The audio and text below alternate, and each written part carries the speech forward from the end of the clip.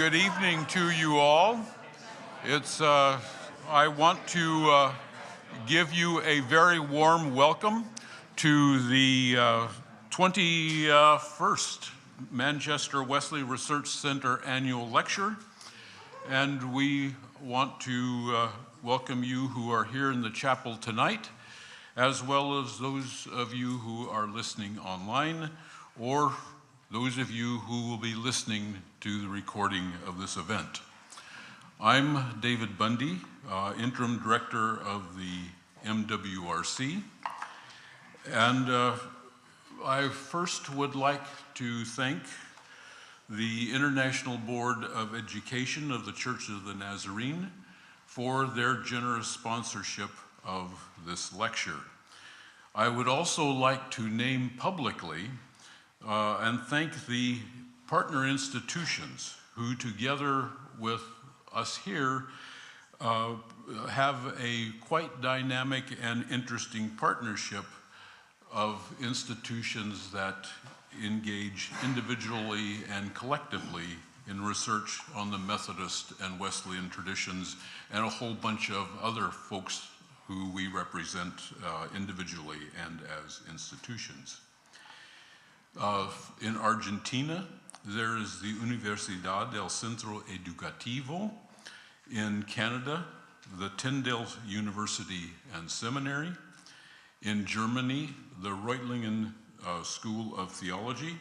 In the UK, Cliff College, the John Rylands Research Institute and Library, the Nazarene Theological College, where we are housed and have our being, Religions and Theology at the University of Manchester, and Wesley House, Cambridge. In the USA, institutions who are partners include Asbury Theological Seminary, Asbury University, Boston University School of Theology, the Methodist Library at Drew University, Nazarene Theological Seminary in Kansas City, Pentecostal Theological Seminary in Cleveland, Tennessee, Point Loma Nazarene University in San Diego, Wesley Seminary at Indiana Wesleyan University, and the International Board of Education of the Church of the Nazarene, which is based in the USA, but represents Nazarene higher education around the world. The intellectual, spiritual, and financial contributions of the partner institutions are what makes the MWRC a vibrant community of scholars, faculty, and visiting scholars. And we gather in various places in Europe and North America, and increasingly in Latin America, to learn from each other and to share our research. I would also like to thank the MWRC team for the crucial contributions that each of these people make to the center. Howard Snyder, who is one of our international representatives, our official one. Jordan Hammond, who has left us but not yet. Jacob Lett, Robert Card, Joshua Tupper, John Darby, and Mark Olson. Each of them play an important part of what we are here and as we reach around in other places. The administrative team at Nazarene Theological College deserves our grateful thanks for the facilitating of the work and supporting the work of the MWC here on the ground, as we say, in Didsbury. Now, regarding logistics, we have roughly an hour for the lecture. This will be followed by with questions and discussion, including from our friends who are online, and you will be given instructions about how to connect online to type your questions. They will be read here, and we will let Randy decide if he wants to respond to them. But tonight, I have the distinct honor and pleasure to introduce to you this year's lecturer, the Reverend Dr. Professor Emeritus Randy Maddox. Randy is an ordained minister in the United Methodist Church.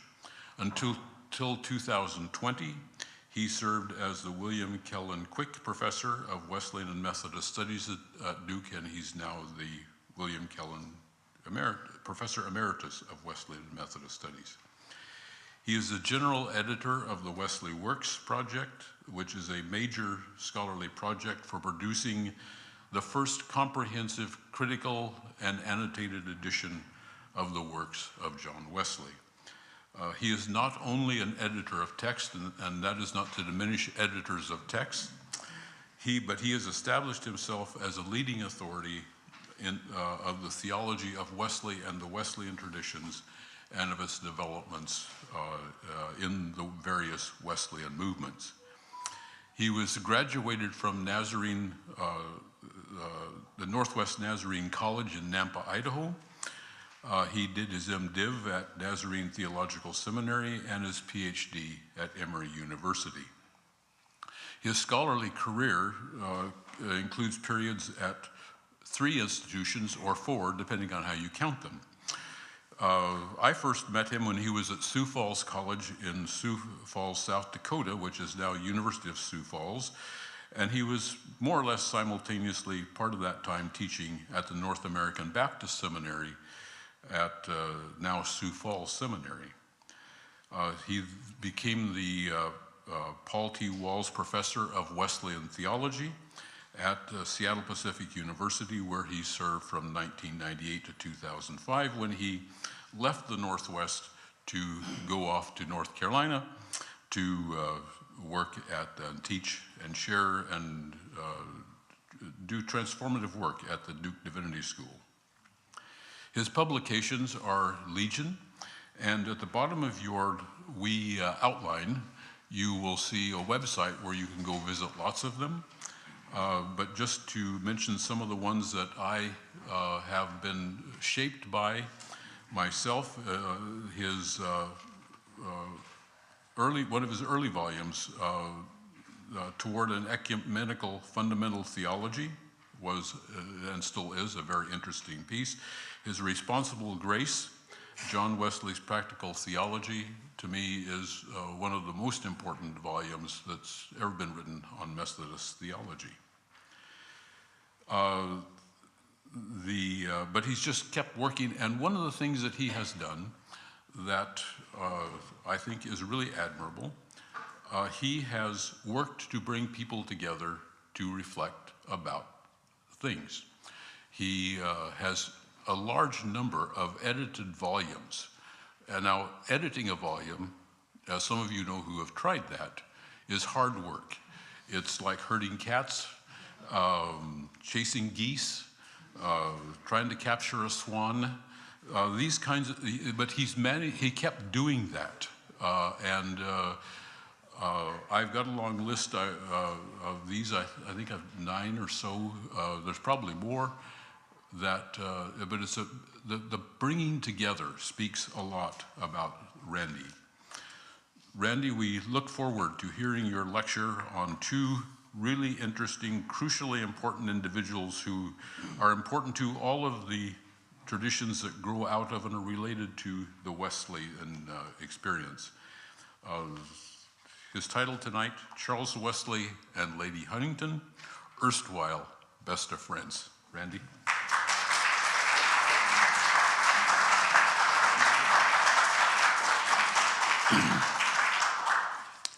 It is my pleasure to be here. I consider it an honor to be invited and to be part of this and to have all of you turn out on a nice day when you could be out doing something else to listen to a lecture. My early lectures tended to be often on Wesleyan theology. Over the last few years, as I accepted the role and then was pushed into the role of being general editor of the Wesley Works, it's moved more and more into producing critical editions of materials and annotating those. And this lecture will reflect that because it grows out of some work I did trying to track everyone that's writing to John and Charles Wesley, as well as their writings to others. And finding out that to do that, I was going to have to give up and learn how to read Byram's shorthand because of all of this stuff in shorthand in Charles Wesley's collection. In this lecture, I want to explore the intertwined lives of Charles Wesley and of Selina Shirley Hastings, Countess of Huntingdon, both born in 1707. She dies 3 years after Charles does. And I'll look, when relevant, to their connections with John Wesley. While a few studies of Lady Huntingdon and the Wesley brothers have been published, all of them that I had found previously have focused on her relationship primarily with John. And I think that's primarily because most of the material that you need to see Charles's role was not available to most readers, including most scholarly readers. The shorthand sections of the manuscript journal were where he often talked about his interactions, some of them that we'll look at that were divisive at times, and most of that shorthand wasn't expanded until we get to the 2008 edition of the manuscript journal. Correspondence, likewise. Not all of Charles's stuff was known, but more importantly, we had a volume called the Manuscript Shorthand Letters. The first half of that we had worked on because it was shorthand transcriptions of letters written between the Wesley family. The second half, I'd just seen folks refer to it. I'd never seen anybody describe what it was. And when I got into it, it turned out to be almost 60 Charles Wesley shorthand copies of almost 60 letters between him and the Countess of Huntingdon. Most of them her letters to him. And that opened up a new window to look into their relationship.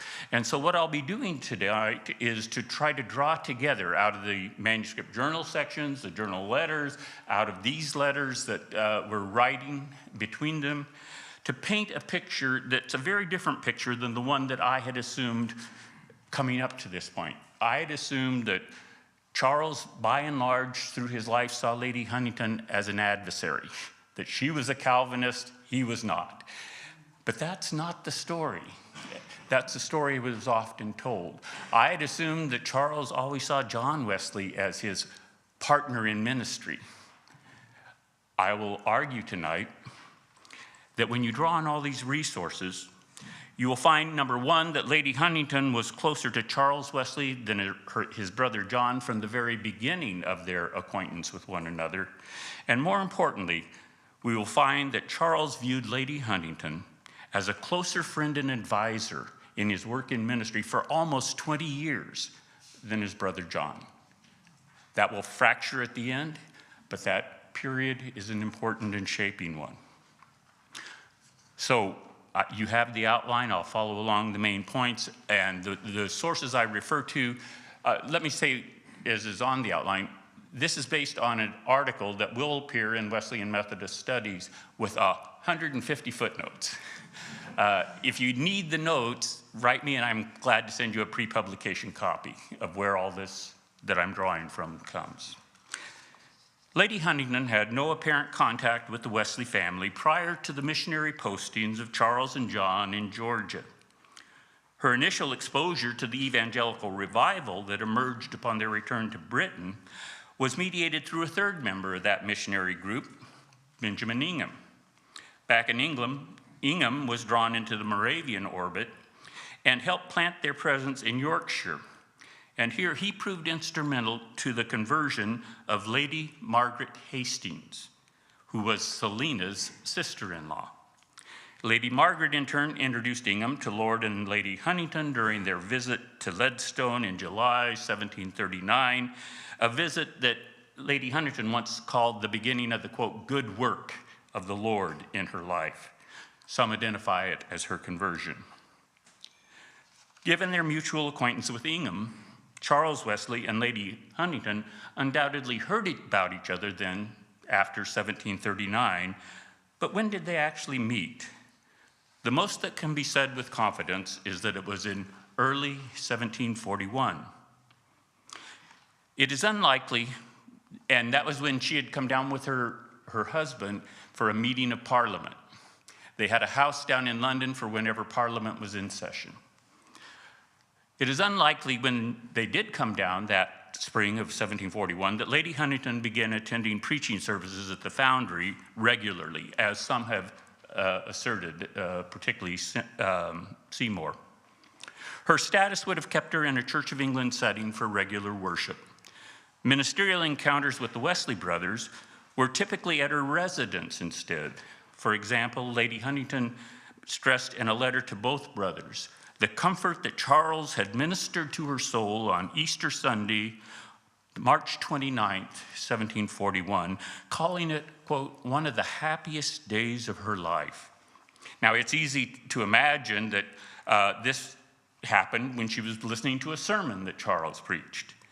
But records show that it was John Wesley who preached both the morning and the evening service that day at the Foundry. More likely, Charles, if he was preaching, was doing it in her parlor. But it is also possible that he was just meeting with her to pray and sing, because in her letter at the time, she says, your prayers I daily feel, and your brothers. Oh, the prayer of faith is mighty indeed. A million thanks for your hymns. I love them extremely. So it wasn't about a sermon at all that she focused on, but prayers and hymns. Actually, regular attendance by the Countess at worship services officiated by the Wesley brothers can be demonstrated only after John Wesley arranged to purchase a former Huguenot building in which on West Street in London. Well, it was Anglican-owned, the Huguenots had worshiped in it, on West Street in London, and where they introduced worship following the Book of Common Prayer, including celebrating the sacrament. From 1743 on, John Wesley is holding Book of England worship in London proper next to other churches and celebrating the sacrament. That's when Lady Huntington started coming to Wesley Brothers services. They actually had a seat reserved specially for her in that chapel. Charles' ability to minister to Lady Huntington in March 1741 actually owed itself to her prior ministry to him. In late December 1740, John left Charles in charge of their work in London, while he went off to address problems among their flock in the Bristol area. Some of the followers in both cities were drawing antinomian implications from the Calvinist notion of unconditional election and/or the English Moravian construal of justification by faith alone as requiring stillness. In mid-January 1741, however, John heard that Charles was himself inclining towards the stillness teaching. Hurrying back to London, on Thursday morning, the 22nd of January, John picked up preaching at the Foundry, where Charles had abruptly left off 2 mornings earlier, saying that he would never preach again. He would be still. But on the 12th of February, a week or so later, Charles left London for Oxford. But on the 12th of February, John recorded triumphantly in his journal, my brother returned from Oxford and preached on, quote, the true way of waiting for God, namely in the means of grace, thereby dispelling at once the fears of some and the vain hopes of others who had confidently affirmed that Mr. Charles Wesley was still already and would come to London no more. Now, what's of interest for us is that in Lady Huntington's account of this, she claims she was the hand through which God ministered to save Charles from the Quietists. So we're seeing at the very beginnings of the relationship, the two are ministering to each other in ways that are helping draw them together. Indeed, her letters, those particularly among the shorthand letters that are available now in their expanded form in one of the items on your list. In her letters, it becomes clear that the Countess was drawn to the Wesley brothers in 1741 in significant part because she shared their concern about antinomian extremes in the emerging revival. Her surviving letter to John, dated April 2, 1741, was hand-delivered by a man who had been a strong predestinarian and was now trying to flay it off. She sent him to John and commended him to John's care to help him rid himself of that kind of predestinarianism. Writing to Charles a couple months later, the Countess affirmed that Satan's still devices, that theme of being still, were no longer a challenge for her because, quote, a short experience of that doctrine will make us believe, as still ones do, that there is no Christian holiness. She added, to declare these truths, it seems to me as if you and your brother only are intended for. All have so remarkably fallen that have had any share with you, but I think you will remain his faithful witnesses. It's very interesting. Now, from all I can tell, Countess Huntington was a mild predestinarian all of her life and became more adamant about that later. She was Church of England, and the article on predestination is a single predestinarian article, though it can be read in an Arminian way, which John and Charles did. Now, the English Moravians were the top of the list of those whom the Countess judged in this mid-1741 letter to have remarkably fallen. But she also expressed concern in a letter to John on 19th of February, 1742, about a meeting with George Whitefield, in which, quote, he held forth above 2 hours upon the doctrine of election and reprobation.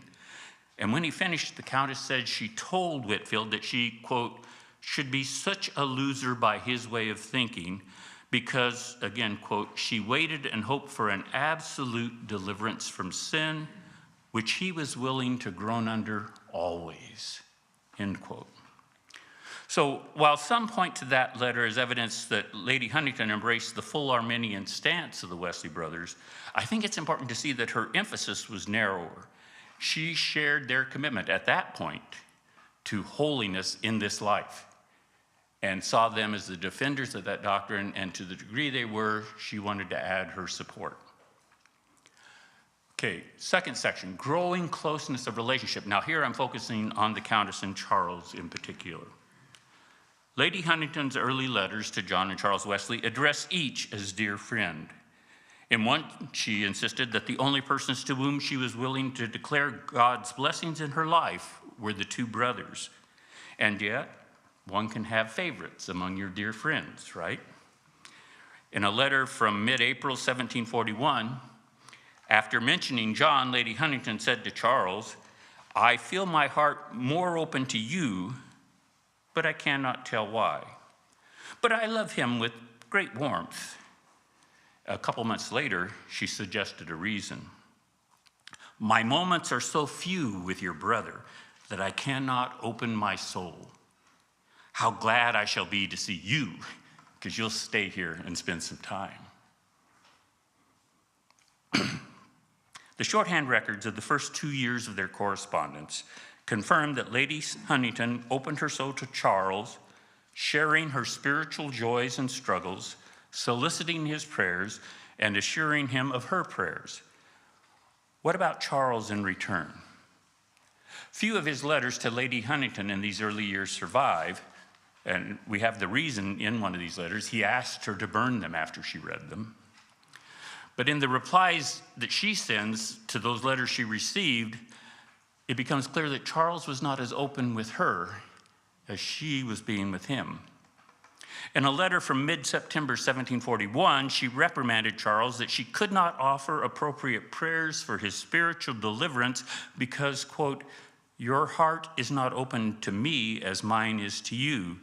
Something lies at the bottom and torments you.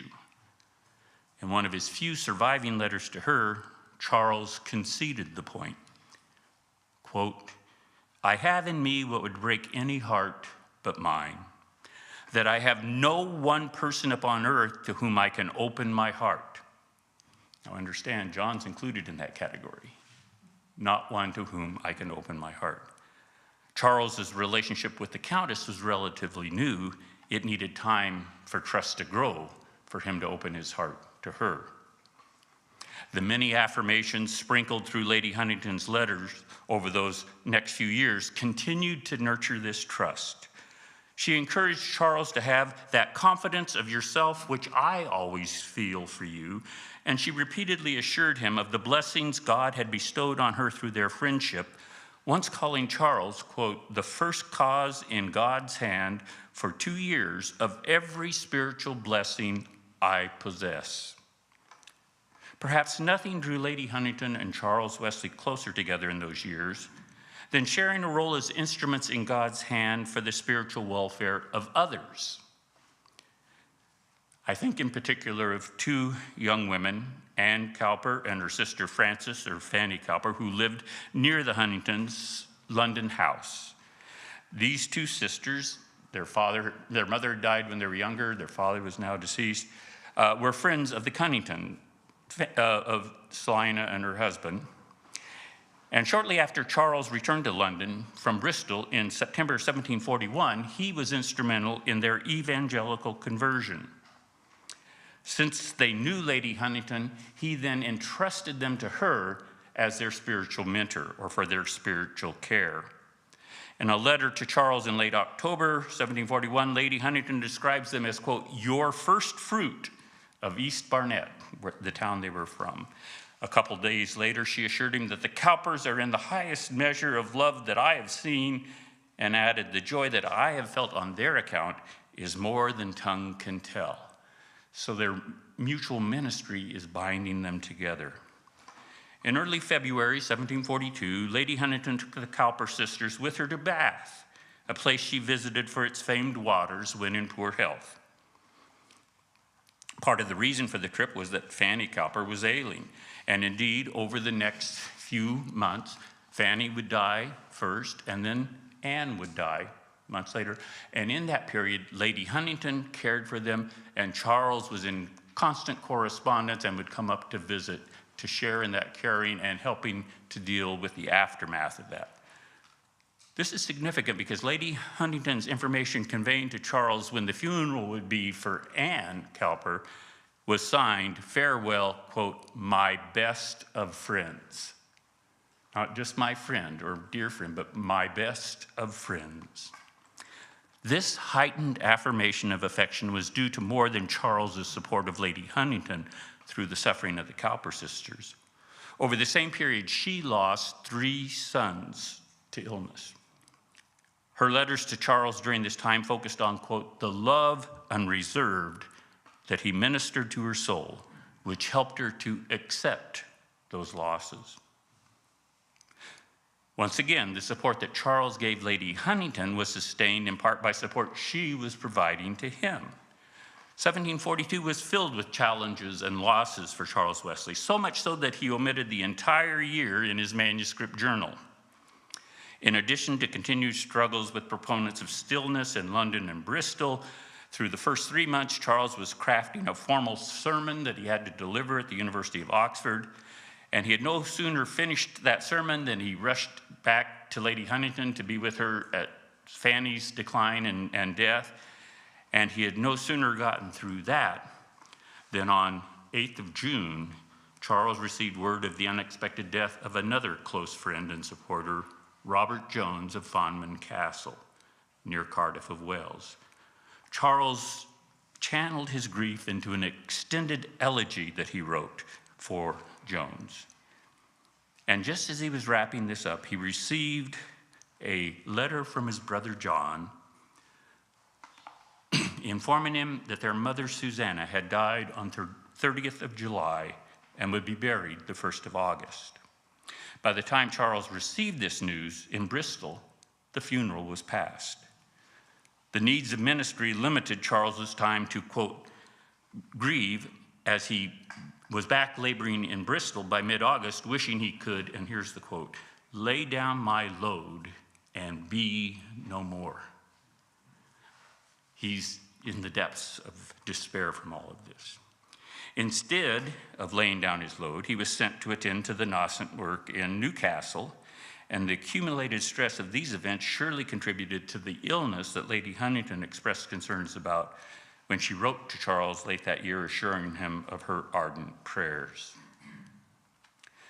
One other major thread that binds them together, I'm trying to explain how they were drawn together as such close friends. Not only did they minister to each other, they shared in ministry to others. One other thread was partnership in mission. Within months of meeting the Wesley brothers, Lady Huntington requested that they consider her as a, quote, laborer with you in the Lord's work. Well, John was wary of this from the beginning.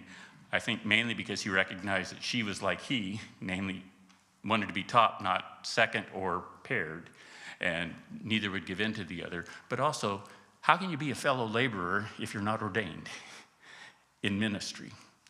John was not open to it. Charles, by contrast, was.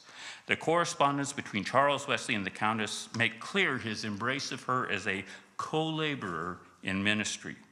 One form this took was the care for the Cowper sisters and the letters that she'd write about that, etc. Indeed, these turned into a formal type of correspondence. Charles kept, quote, journal letters where he kept a record of his ministry, and he would send a copy to his brother John all the time, reporting in kind of, this is what I've done the last week. He began to send the same to Lady Huntington, and she began to write journal letters of her own describing her ministry and send them to Charles. The degree to which the two saw themselves as co-laborers is evidenced by a proposal raised in a couple of the journal letters that Lady Huntington wrote Charles.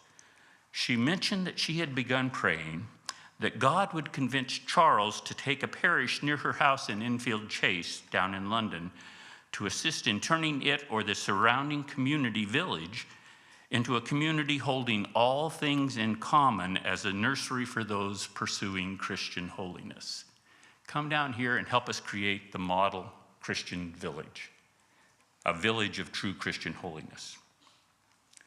By the summer of 1743, the various dynamics we have been tracing built such a level of affection and trust between the two that each was ready to pour out their hearts to others. Charles had not been ready to do this 2 years earlier. On the 5th of July, in the midst of Annie Cowper's final illness, Lady Huntington wrote freely to Charles of, quote, the darkness, perplexity, and misery that constantly surrounded her, worse than at any time since her conversion, and rendered it impossible to pray for anything, even for Charles, except for God's mercy on her, the chief of sinners. She could be that open about her struggle at the moment.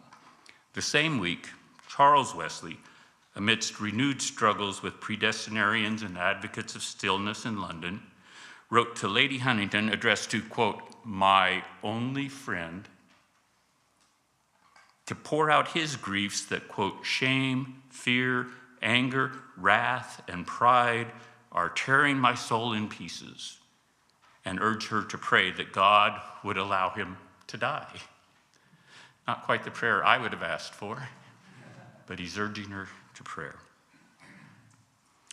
Ever prone to work through issues in verse, the day that Charles wrote to Lady Huntington this, he read an extended poem to the society in London that he titled, quote, Epistle to a Friend. Within the epistle, it becomes clear that Lady Huntington is the assumed recipient of the letter. She's the friend whom Charles addresses within the poem as, quote, my more than friend, quote, my partner of all my cares, quote, my best of friends, second only to Christ, and, quote, a friend above all title and esteem. She is, after all, Lady Huntington, Countess. We've reached a point where both are referring to each other as best of friends, the one they could really share their Christian walk with. But now we need to begin to look toward what will come, and I have a section titled Emerging Theological Divergence. Lady Huntington's advice to her best of friends at this time, when he complained about the stillness and the predestinarians, was for him to, quote, consider them nothing. Just don't pay any attention to it. By 1770, she would be championing predestination herself, in specific contrast to the Wesley brothers, and it would lead to a split between the two movements. What facilitated this shift? In her 1742 letter to John Wesley, recounting George Whitfield's defense of predestination, it's important to notice that the Countess said that the manner and tone of Whitfield's defense inclined her against the doctrine he was expositing more than any of his arguments for it. How he presented it was as much the issue as anything. Thus, one prerequisite for coming to question the Arminian stance of her, quote, best of friends would be for Lady Huntington to encounter proponents of Calvinism whose temperament she found more winsome.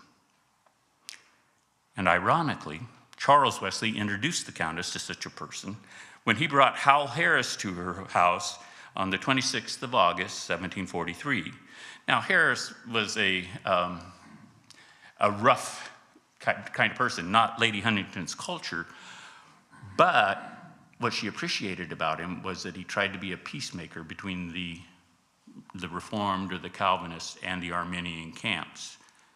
Harris, in turn, introduced Lady Huntington to James Erskine in May 1744, and through the influence of Harris, Erskine, and others, Lady Huntington was convinced that Calvinist and Arminian evangelicals could differ on predestination while working together to foster practical Christianity.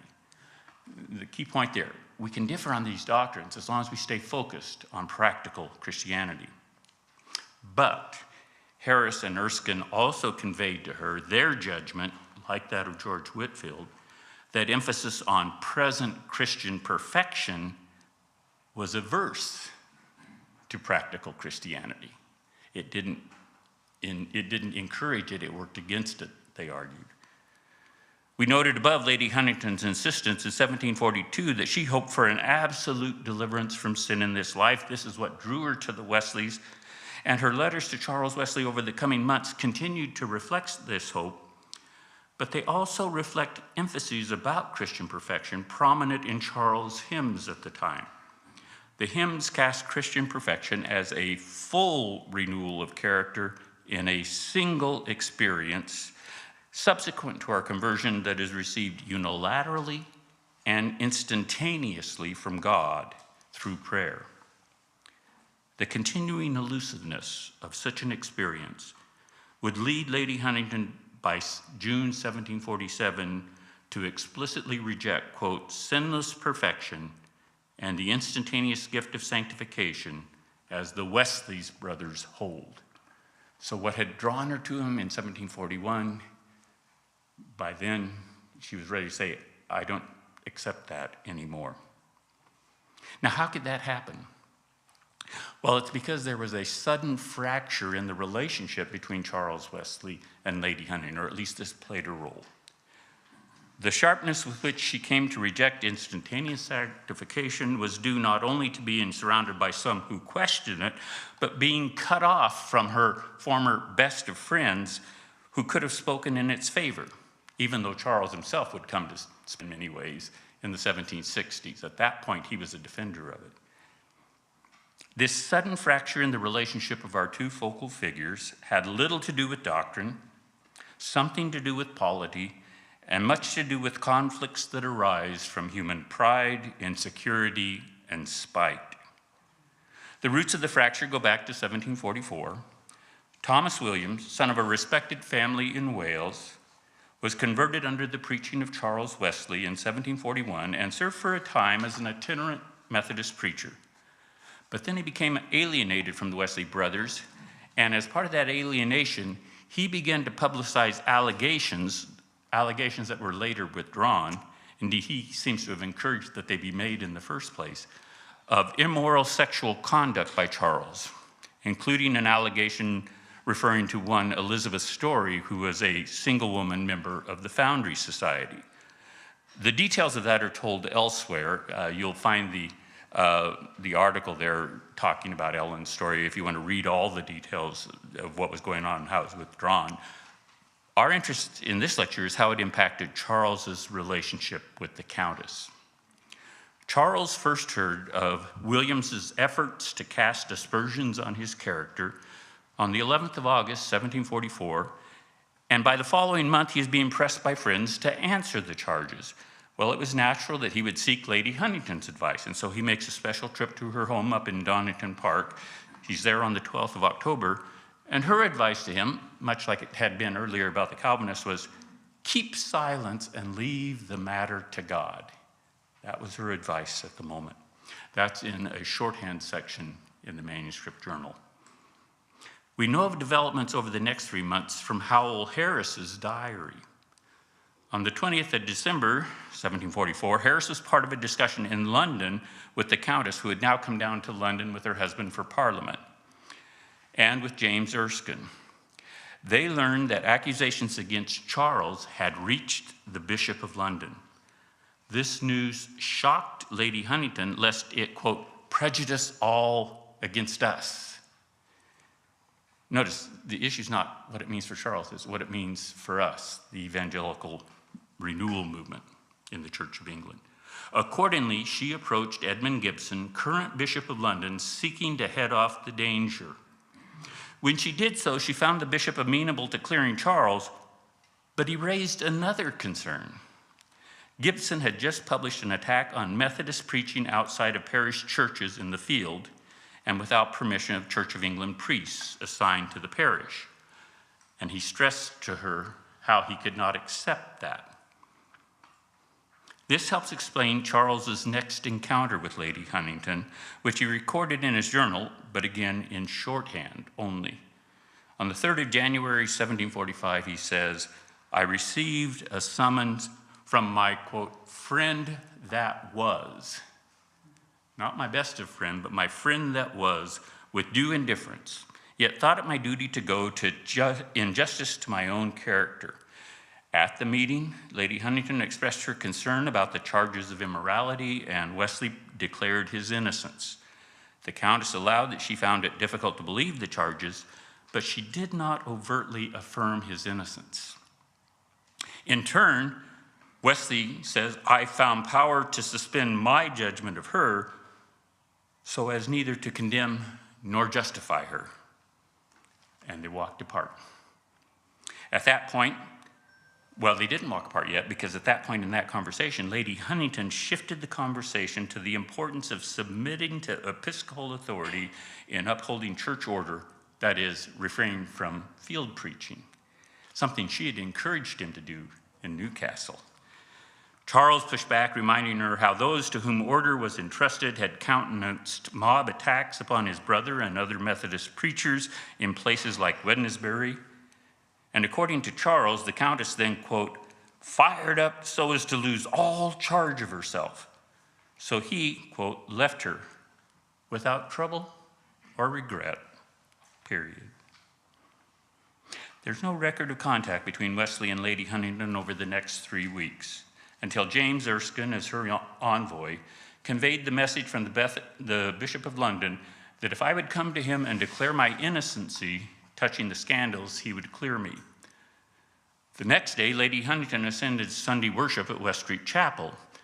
In a letter to Howell Harris, Erskine stressed that Charles not only preached but presided over the full liturgy, all with the Lord's blessing, which Erskine took as a sign of divine vindication of Charles. But what Charles records about that service in his journal, again in shorthand, was our old friend came, as it were, to take her leave of the chapel. And indeed, that's the last time we have any record of her attending West Street Chapel. Charles wrote a letter to the Bishop of London disavowing fornication with any woman, but he received no answer. This is likely because both Thomas Williams and the women involved had recounted their accusations. They had said, no, those were made up. But Charles's vindication did not restore friendship or relationship with his friend that was, because Lady Huntington's heightened concern about conforming to the Church of England polity remained to be addressed. Hence, the meeting of both Wesley brothers with her on the 23rd of May, 1745, which Charles records in his journal, again, only in shorthand. She urged us, who would believe it, to confess our fault of preaching the gospel and to submit to the bishops. When the brothers demurred, it drew out all the old nature and set her pride in a flame, and Charles reports that he looked upon her and heard her with the proper affection of grief and pity, and their relationship was broken. It would be 1751, 6 years later, before Charles responded positively to overtures from Lady Huntington to resume their friendship. Now, the importance of those 6 years is that's the period during which Lady Huntington comes to reject the teaching of entire Christian perfection in this life.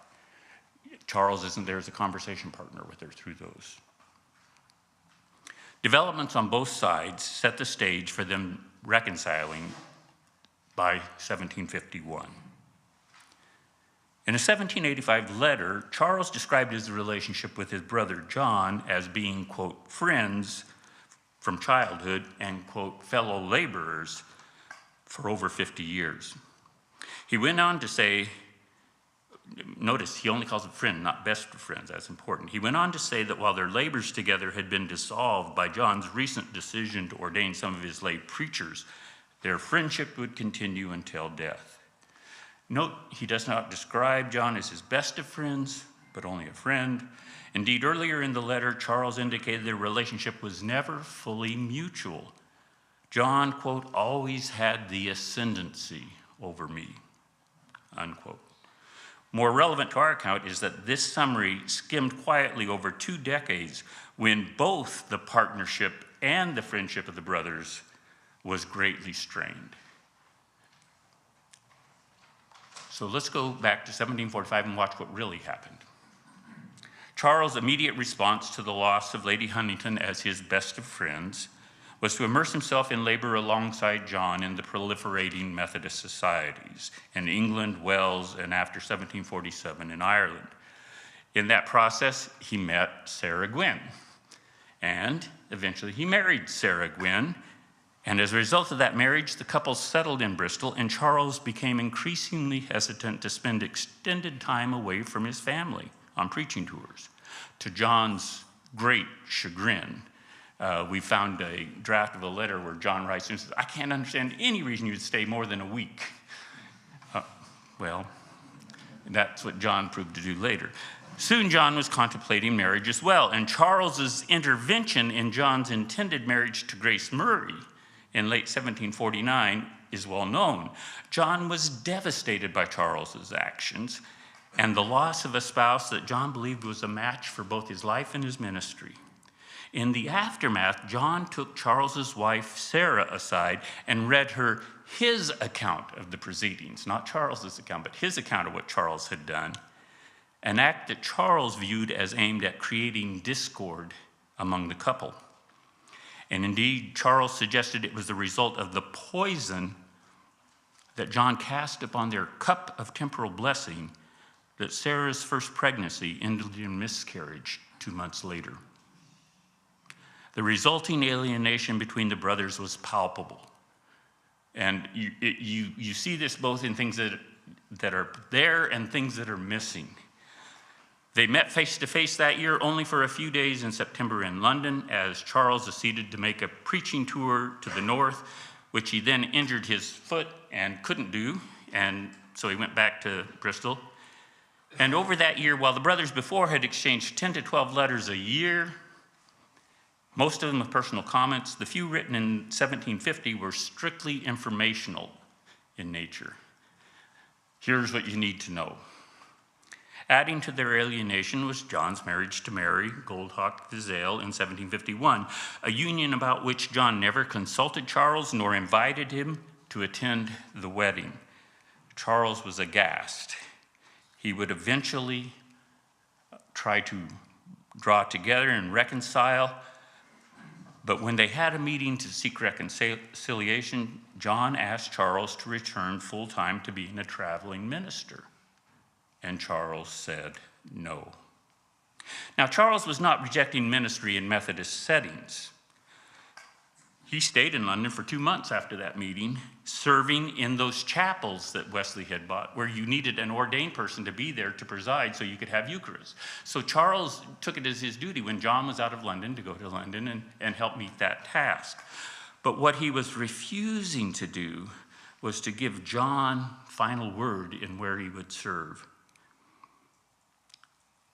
Charles's actions related to Grace Murray laid bare John's sense of the authority he held in, quote, his wing of Methodism. At a conference between the brothers in November 1749, mediated by Vincent Pernay, John cast the option as either he would have ultimate authority or none at all. He would either be unquestioned in his judgments or he would leave England for North America. Faced with that alternative, Charles stepped into the background. His refusal in March 1751 reiterated this stance and left him in need of supportive friends. And Lady Huntington was in similar need. Her husband had died. She had been able to draw George Whitefield back to England so that he could be someone to assist her. She had Howell Harris to assist her. Indeed, Harris was the one who persuaded Whitefield to come. In response, Whitefield had Harris kicked out of the movement because he wasn't ordained.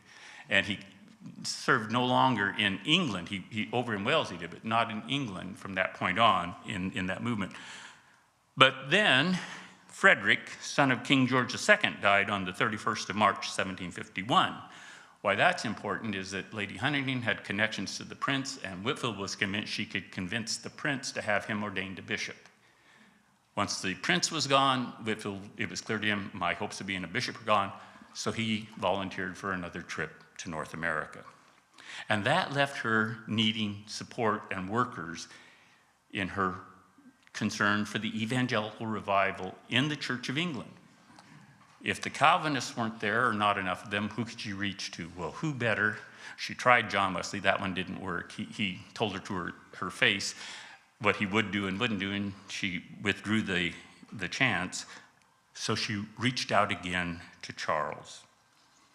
She had just moved to the Bristol area.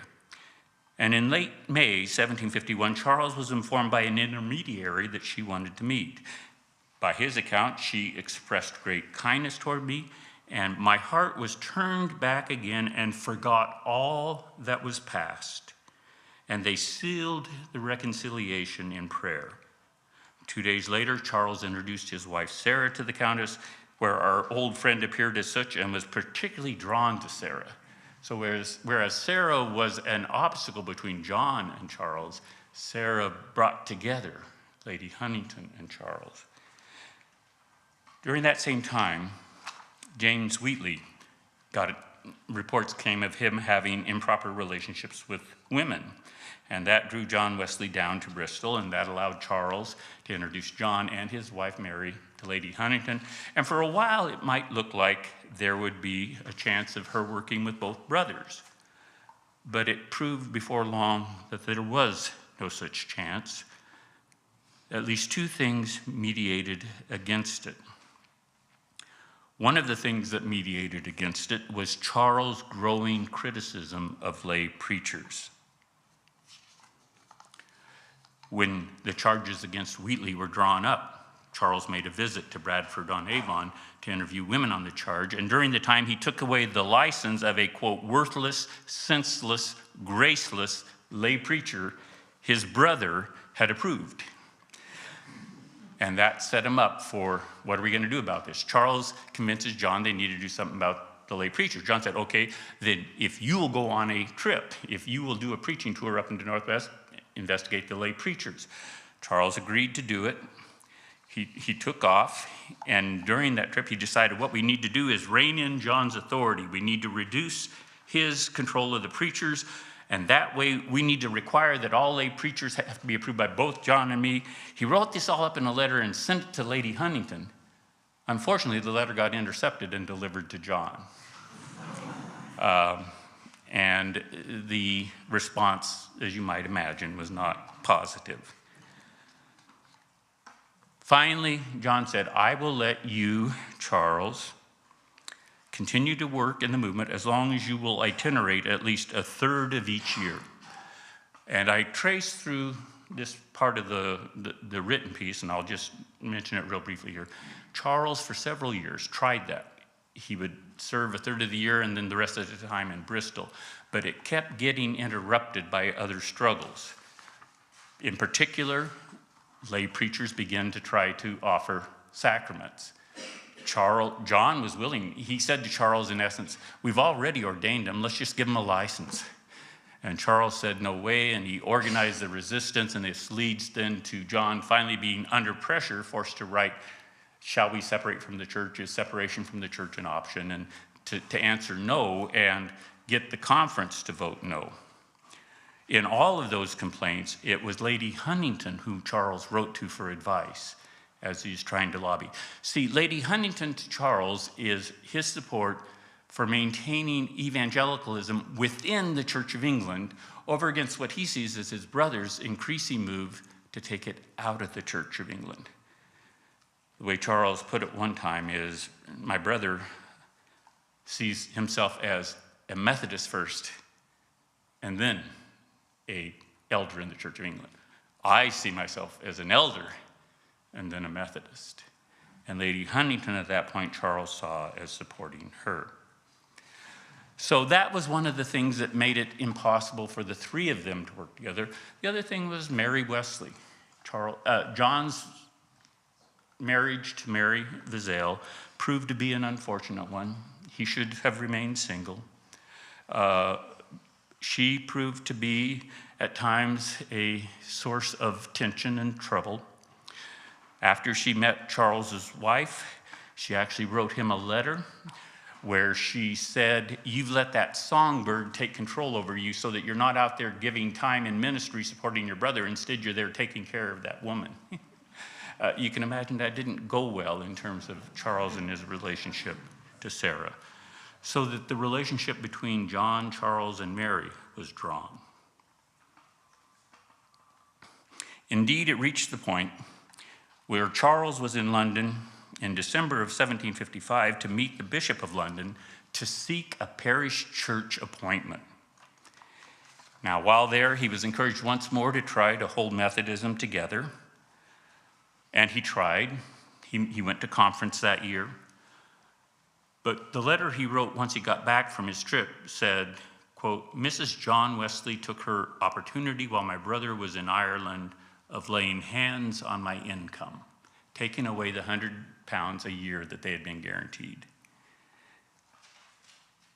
with an eye to set me upon my brother and occasion a quarrel, if not separation."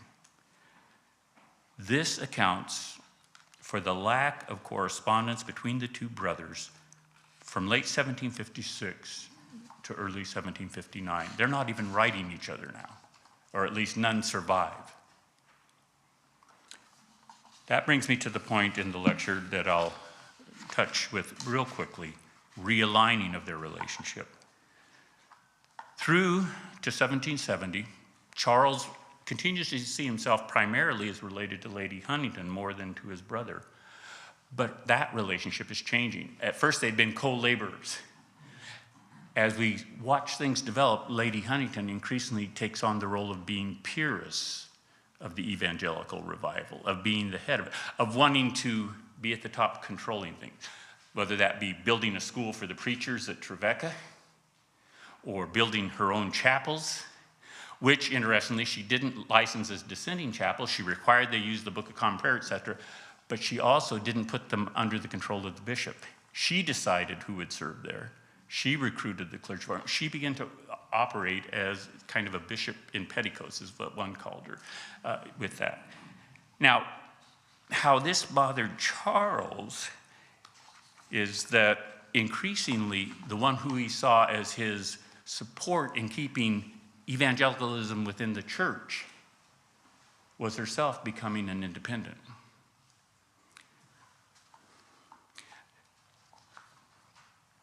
As late as May 1768, an associate of Lady Huntington informed her that Charles Wesley had the design of moving from Bristol to Bath so that he could supply the leadership for her ladyship's chapel, the one she had built there in Bath.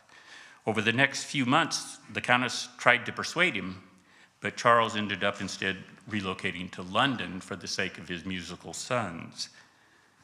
That same year, George Whitefield died, and that meant that the relationship Lady Huntington had was less with this somewhat moderate Whitefield and more with more radical predestinarian Calvinists. And it created the context in which then, when in the conference in 1770, when John Wesley gathered his preachers, and they adopted a statement at the end of their minutes asking, "How have we come too close to Calvinism?" and then did a critique of several points of Calvinism, that things exploded. Charles Wesley recognized what was being lost with Whitefield gone, with this explosion taking place. In a letter to Lady Huntington in early December 1770, he lamented how the alliance formed 4 years earlier between her, himself, his brother John, and George Whitefield, that the four of them would stand together and they would fill the pulpits of her churches and carry on the movement, that had fallen apart. Whitefield was now, quote, safe landed, that is, dead, while John had given little thought to the alliance from that day to this, and was now removed an immeasurable distance. But Charles added that he hoped that he and the Countess would remain at peace for the rest of their life. That peace ended June 3, 1771, when Lady Huntington sent Charles the first copy of a circular just published that she had had her cousin write, Walter Shirley, that reproduced the 1770 minutes criticizing Calvinism and called for all, quote, real Protestants to gather in Bristol in early August at the time of John Wesley's annual conference with his preachers in order to deliver a rebuttal to that group and call for a formal recantation of the 1770 statement. In the letter that accompanied this that she sent to Charles, Lady Huntington characterized the 1770 statement as, quote, popery, contrary to the fundamental principles of the Church of England and all Reformed and Protestant churches in the world. Charles's reaction survives in the endorsement he added at the end of the letter. That endorsement was, Lady Huntington's last, June 3, 1771, unanswered by John Wesley's brother. In other words, in this debate, I stand in real union with John. And his next surviving letter to his brother included the news that, quote, our old friend was now calling John a heretic and an apostate. At this point, we watch then where John becomes again the one that Charles has to lean on as his support in the work he's doing, even though he's not fully comfortable with some of the directions John's leading it. This final transition is not as abrupt as it might seem. At the time they became best of friends, Lady Huntington expressed no doubt about the orthodoxy of Charles or his brother. As she shifted more and more overtly to Calvinism, Charles expressed concerns at times that she was drawing away some of his converts after her, but he remained content as long as she allowed that the differences between the Calvinist and the Wesleyan wings of the evangelical revival did not concern fundamental doctrines, and lent her support to efforts for greater union between the wings. The letter of June 1771 made clear that this was no longer her stance. Similarly, one of the things that Charles valued about Lady Huntington in the 1750s was her aid in countering her brother's prioritization of his Methodist connection over the Church of England and the resulting potential for separation. As the Countess increasingly assumed the role of peeress over her evangelical initiatives through the 1760s, Charles clearly sensed her moving toward a stance analogous to his brother's. And indeed, in March 1783, a year before John ordained lay preachers, Lady Huntington presided over, she didn't herself do the ordination, but presided over the ordination of 6 of her Trevecca students, separating most of her connection formally from the Church of England. The 1771 marked for Charles Wesley not merely the decisive cooling of his relationship with a former best of friend, but the loss of a co-laborer in cultivating a broadly evangelical renewal within the Church of England. Conversely, continuing tensions between Charles and his brother John, particularly around the lay preachers, rendered Charles an increasingly isolated champion of church Methodism over the last years of his life. And Garrett Lloyd has told much of that story. Thank you very much.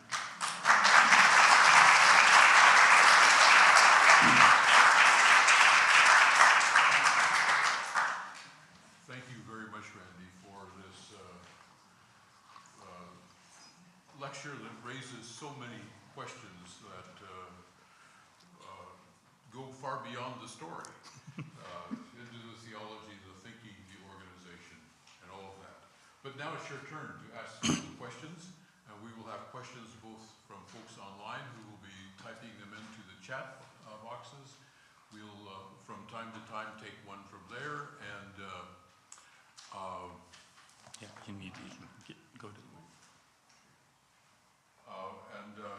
so everybody will get their turn to, well, not everybody get their turn, but you'll have some questions. So, who wants to start? Yes. Go ahead, Peter, yeah. Thank you. That was brilliant, Ryan. Thank you very much.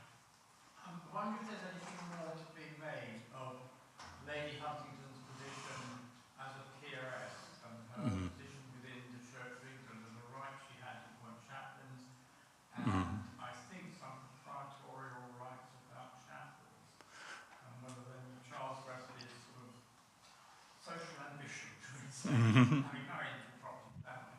Yeah. Well, yeah, very good question. The question then is the Lady Huntington's role as peeress and how Charles was being drawn in some ways, seeking her support and protection, very much so.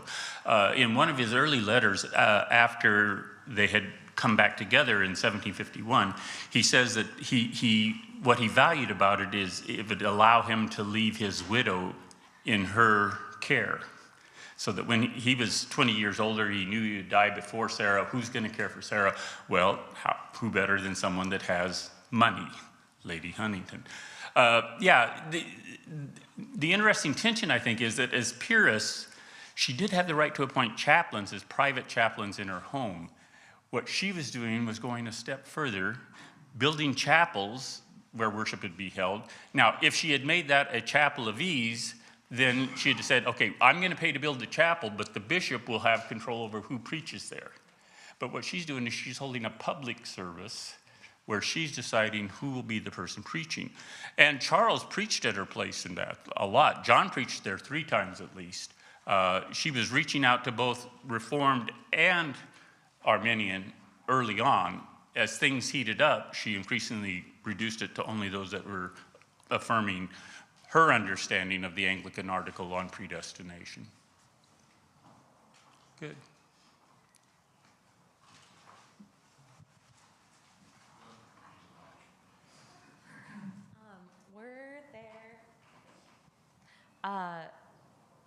Are there any letters between Sarah and Lady Huntington that you know of? I've seen one. And it's just a letter expressing thanks for a recent visit and the care given. There's not a... Sarah Wesley, Charles's wife, tends to write fairly short letters and primarily to her husband when he's away from home. Or at least these are the ones that have survived. Now, part of what we deal with is the letters we have are the ones that the family kept and then handed down. But so you'll get extended accounts of what's going on with the kids in Bristol to Charles. But the letters that she writes, and when she writes to her sisters, she'll tend to give accounts of how all their nieces and nephews are doing. But in terms of correspondence with someone like Lady Huntington, it's usually only around an official or a visit we've had or something like that. And they're fairly few. We've got one from an online listener. Dr. Maddox, this is from a former student, Aaron Hayworth. Oh, yeah. And he's asking, how does this friendship guide modern Wesleyans in pursuing meaningful relationships with Calvinist interlocutors, and how might we navigate the difference? And then he asks the follow-up question of why is it important for specific religious systems and theological orientations to develop relationships with others? Well, I mean, the theological dimension, the crucial thing is whether you understand the points at which you differ to be points that are opinions, where there's room for difference, or whether they're core doctrines. And on that, folk differ. And so for a wide range of folk who would be moderately Calvinist, to have a conversation with someone who's Wesleyan Arminian is not an issue. But for someone who makes that the key doctrine, it's going to be very hard. The more important point I make is this, that early in the lecture, I was trying to point out, how do people who may have somewhat differing views, how do they actually build a relationship? And it'll be around ways in which you reach out to support one another, you participate with each other in ministry to others. So you'll be looking at how do we together do a Habitat for Humanity project or whatever. You don't assume that you can build a relationship simply about sitting down to talk about your differences. It has to be built on something that's more engaged than that.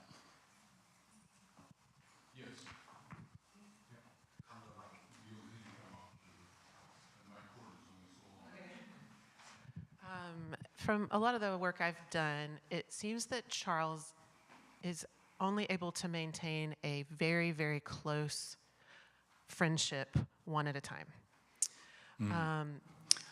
So I have a twofold question there. The first part is, was it common for those kinds of friendships during this time to be between opposite sex, especially with the intimacy with which they communicate in the letters? And then secondarily, do you think he would have fallen in love with Sarah if he had not fallen out with Lady Huntington? I know they had different kinds of relationship, but he seems... Oh, yeah, well, there was... I've never found any inclination that Charles's attachment or drawn to Lady Huntington had anything to do with them as a partnership in that sense. She was already married, and of a very different social class. But the idea of having close spiritual friendships, including with members of the opposite sex, was common. In that sense, that's what he was looking for there. Whether he would have returned to the kind of traveling with John that would have led him to meet his wife, Sarah Wesley, is an open question. That may not have happened if there had not been this break. If the relationship had continued to nurture between him and her as his supporter, peerless friend, would he have returned to full-time service with his brother or not is unclear. And then, okay, did that get to both points? So one, whether is common, and then with that, yeah. Now, the other point, did they tend to restrict it to, actually, Charles had a couple other folk that he was fairly close with Vincent Perronnet, but usually that was conveyed in conversations. But when he was actually seeking to persuade Sarah Gwynn's mother to let him marry, it's Perronnet that he goes to and who keeps writing letters in his behalf and stuff. So it could be more than one, but Charles does tend to be a more indrawn person who it'd only be a few close relationships versus the kind of person who's always out there broad but thin in their connections. Good. Another one from I think we've got one over here. Okay. Yeah. Hi, thanks. I find it really helpful to hear that it's in a way what you've said is against the risk we have of reifying leaders. Mm-hmm. You've showed us that these are humans who wax and wane, they oscillate in different things. That was a real positive I took from it, and I appreciate that, and I feel like we need to hear that. I was wondering about the shorthand and whether you've noticed now you've learned the shorthand, if there are particular themes of what he chooses to put in shorthand or not. Yeah. A lot of the time when Charles does shorthand is simply because it's faster when he's making drafts. So for example, we have a lot of his hymns, an original draft of them will be in shorthand. And then he'll come back and do a longhand version and then further corrections. Because the shorthand is quite a bit quicker to write down and takes much less paper to write down. When you get to something like the manuscript journal, which Charles was putting it together, he put this together in 1751. He was getting ready to publish it as a defense of his character in light of the accusations being brought against him and that kind of thing. In that, he writes it out, but the juicy sections, the sections that could be, to his mind, misread and show either tension between him and his brother or whatever, that he had even been accused of these things, those all go into shorthand in the manuscript journal. So there it's clearly being done to protect it.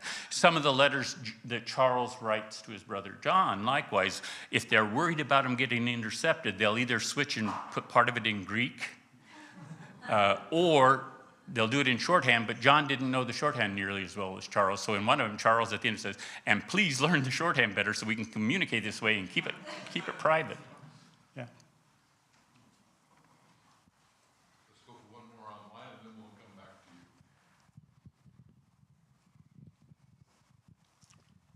This one's regarding what you said about Charles viewing Lady Huntington as a co-laborer early on in their friendship.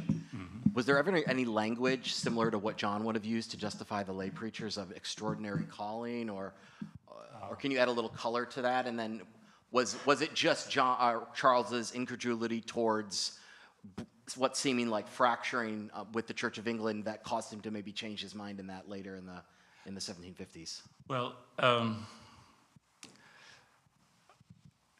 that's a great question, because in some ways I think her status as of the nobility, the nobility have both an expectation and a role in British life of caring for those in their village or whatever, and that kind of thing.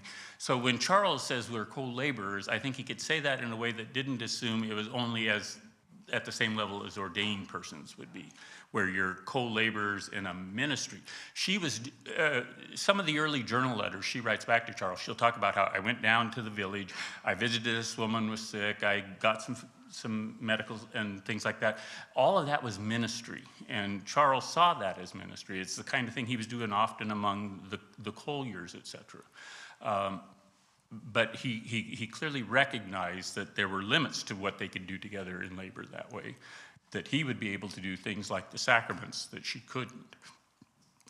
But when they needed help with more ordained persons, once John Wesley opened up what ended up being 3 different chapels in London where they were celebrating by Book of Common Prayer, and as much as possible every week with Eucharist, boy, you need help to do that. And John ended up recruiting folk who would come in because they had ordination, at least as deacon to help or as elder to serve. And he was just appointing them to spend full time in London, not to travel the circuit, because they had to be there to help cover these chapels. Well, that's when, for example, he draws on Lady Huntington to get Thomas Maxfield, a lay preacher, ordained so that he can assist the good Mr. John Wesley. And there are others like that. So Charles could reach out to her to get more ordained help, but he didn't expect her to play that role. But I do think from what I've seen that in addition to their clear disagreement after 1770 over the predestination controversy, that what built the ground that made it easier for Charles to say, we're done, is that she had ceased to be a clear ally in trying to work hard to keep the evangelical renewal part of the Church of England, and that she was becoming her connection first, Church of England second, or moving in that direction. And Charles wanted no part of that. Yeah. This is why, for example, Charles didn't want to be buried at Wesley's Chapel in London. He wanted to be buried at the parish church, because I'm an Anglican first, not a Methodist. Thank you very much for this. I'm wondering to what extent, if at all, the swings and roundabouts of the relationship affected the way, the tone and content of Charles's hymns that they're being written at the same time. Uh-huh. Well, it's interesting, a couple of things. It's after he and John have begun to differ on these issues, and particularly around church connection, that Charles returns to and tries to complete a project of writing hymns on all the Psalms, to have a metric psalter that could be used in worship. The notion that that was an important thing to do is much more important to the Charles, who's an Anglican, than it is to the John, who's a Methodist, for whom the hymns that aren't tied so closely to those texts would be. And it's also, by 1760, and it could well be that I don't have the documents to prove this, but it could be that Charles' growing questioning of the emphasis on perfection, or even the third blessing, that brings the stable mind, being an instantaneous experience claimed by faith. Charles, by 1762 and 3, when he's writing shorthand on Scripture, has come to reject that. And the influence of Lady Huntington, who had come to reject that earlier, could well have played a role in that.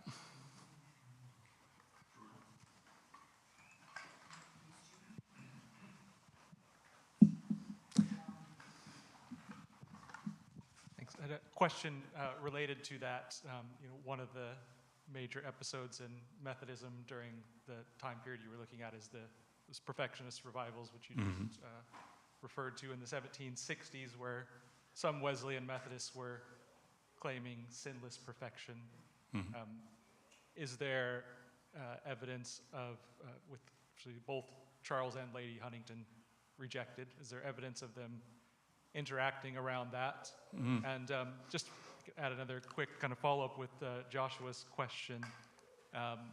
Do you think Charles saw Lady Huntington as a unique kind of case in early Methodism in terms of the scope of her ministry as a woman, or do you see other cases where Charles is encouraging women to minister in kind of similar or parallel ways? Let's start with the second one and then come back. If you look at the letters Charles writes to Sarah Perrin and others, to other lay women who are interested, he could encourage them as well to be out there in some kinds of social helping ministries. Now, there were very few that he knew who were members of the nobility that he had close enough relationship to see them. There were a couple, and he himself draws support from some of them, both financial. Once he marries and he's only getting the £100 a year, he needs money, and there are some that help him in that way. But in terms of women in ministry, Charles was hesitant with the claims, as far as I can see, the claims of Mary Bosanquet and others that God has, by the blessing of our services, empowered us, and we must proclaim, whether it's in the band meetings or later in open ways. He was not as prone as John to see that as being justified. Going to the controversy over perfectionism, or in particular the third blessing, that you not only are saved and sanctified, but that you receive a blessing that gives such soundness of mind that you won't fall. I don't think Lady Huntington would have ever accepted it, but she was not disinclined to accept Thomas Maxfield serving in one of her chapels in London because he had ordination. And for her, she could let that slide as long as he did that. And so when he leaves John's ranks, he sets up his own, but he also serves at time in various chapels for Lady Huntington. Charles, by that point, he sees that as a deception that's leading you astray. That may be in part because Charles, for all of his life, is always talking about how I long to know, how can I know? He never quite reaches a place where he say, okay, I have the assurance that endures. I pray and I long for it. Yeah. Good.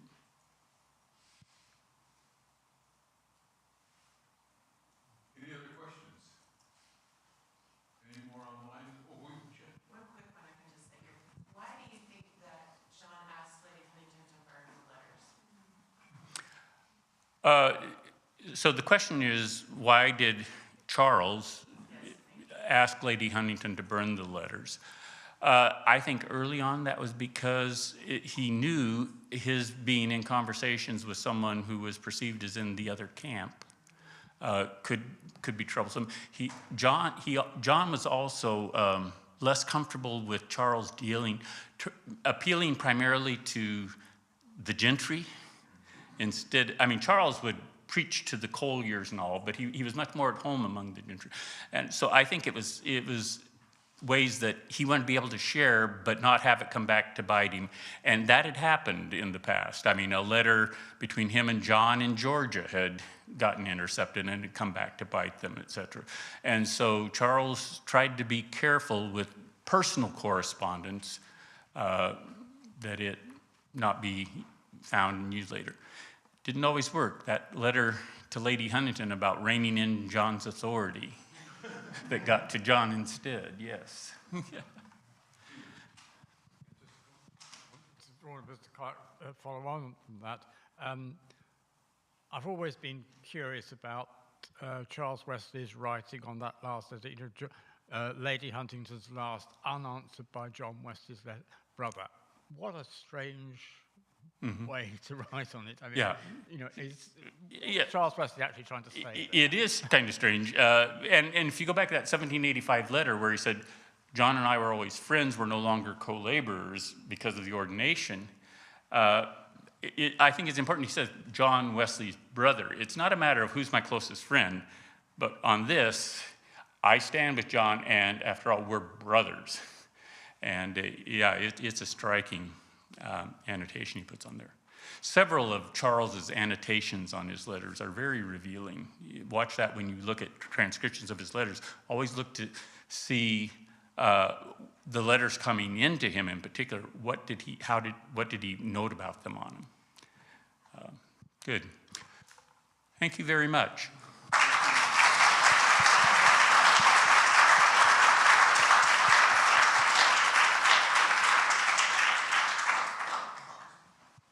Well, thank you very much for a delightful evening, giving us things to think about for a while.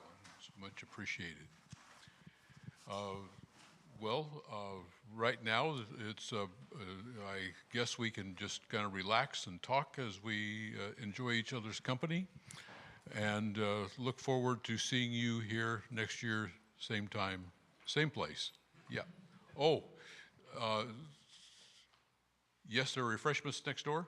Oh, life is good. There are refreshments next door. I had not realized that they were going to continue, so this is good news for me too.